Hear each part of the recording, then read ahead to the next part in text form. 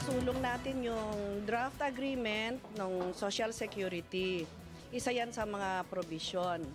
Ang isa pang gusto nilang tulungan namin sila ay yung maiuwi nila yung pinagpaguran nila dito, yung mga pension nila. Kasi gusto nila sa atin mag-retire. Malaking amount yun. So, isa yun sa provision na nilalakad namin na kasi nung in the past, hindi compatible ang social security system ng Denmark at saka ng Pilipinas. Pero ngayon, nagkaroon ng agreement yata ang Denmark with the United States. So meron na. May president na. So papasok na ngayon ang Philippines, nakalinya na tayo. And tomorrow I'm going to have a meeting with the Ministry of Employment to negotiate the provisions of this draft agreement. Sa pag-uwi ng Pangulong Arroyo at delegasyon sa pagtatapos ng konferensya, naging matagumpay ang kanyang partisipasyon sa Climate Change Summit dahil naipakita ng Pangulo ang matibay na ebidensya ng kapinsalaang sinapit ng bansa dahil sa mga tumitinding bagyo na dala ng climate change.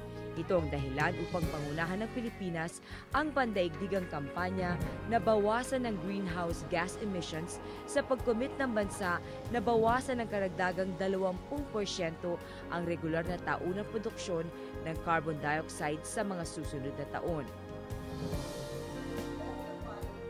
Nagsalita din si Pangulong Arroyo sa Sub-Conference on Climate Finance, Challenges and Opportunities for Developing Countries, kung saan kasama niya si UNFCCC Executive Secretary Ivo de Boer. Tinukoy ng Pangulo ang National Economic Environment and Development Study o NEEDS study ng UNFCCC na nirank ang Pilipinas na number 1 sa 12 bansang pinaka-vulnerable sa climate change. Sinabi ng Pangulo na sa pagkakaroon ng isang metrong pagtaas ng sea levels dahil sa global warming, 70% ng coastal settlements ng bansa, kabilang ang Metro Manila ay lulubog, habang ang 2 metrong pagtaas ay magreresulta sa malawakang pinsala.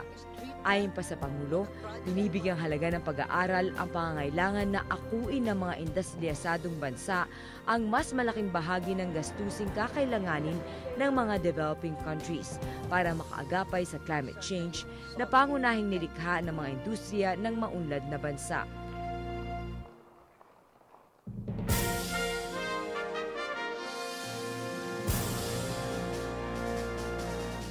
Dahil sa napipintong pagsabog ng Bulkang Mayon sa lalawigan ng Albay, inilikas na ng national and local governments ang libo-libong pamilyang naninirahan malapit sa bulkan. Handa na rin ang DSWD na ilipat ang 98 million pesos worth of food and non-food items mula sa DSWD National Resource Operations Center tungo sa mga affected areas.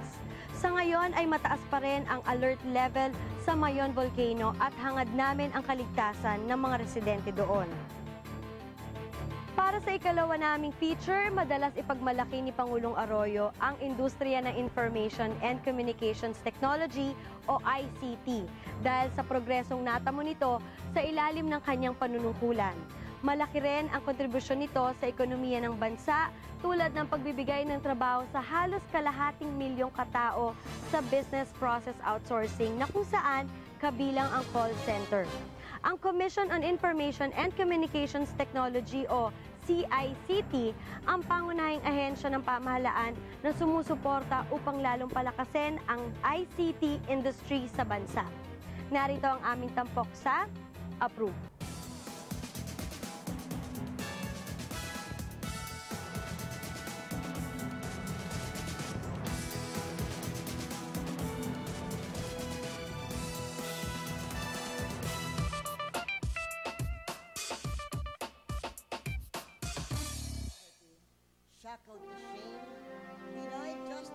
Simula nang maupo si Pangulong Arroyo noong 2001, kanya nang isinulong ang industriya ng Information and Communications Technology o ICT sa bansa. Ito'y nagpapasok ng pamumuhunan na kalilikha ng trabahong may malaking pasweldo at nakikilala ang kahusayan ng mga Pilipino pagdating sa paggawa. Ang Commission on Information and Communications Technology o CICT ay ang pangunahing ahensyang binuo ng Pangulo noong 2004 para itaguyod ang ICT development sa bansa. Kasama ang iba pang mga tanggapan, pinangangasiwaan ng CICT ang paggawa ng mga polisiya at plano at implementasyon ng iba't ibang pagkilos ng gobyerno para dito.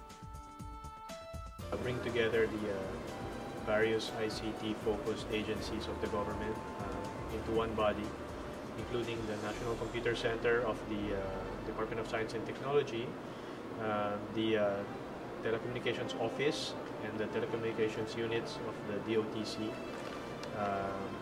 as well as NTC, and then also the Philippine Postal Corporation. And brought that all together so that all the ICT policies will be better coordinated. We are very actively involved in R&D, in business incubation, and when our services are called to assist in policy work, and other e-government related work. Sa mga tinututukan ng CICT ay ang Philippine Cyber Corridor. Ito'y kabilang sa 5 super regions na nilalayong palakasin ng ekonomiya. Ang mga kasamang lalawigan na dinaraanan ng roadmap ay mula sa Metro Manila hanggang sa katimugang bahagi ng Pilipinas. Ay kay Pangulong Arroyo, malaki na ang pinupunan ng pamahalaan para sa ICT development. If you're going to talk about how much government has invested directly for ICT development, we have invested 5 billion pesos for ICT development, particularly R&D, manpower, infrastructure, including the UP Science and Technology Complex, which we hope will become a premier technology and business IT incubator.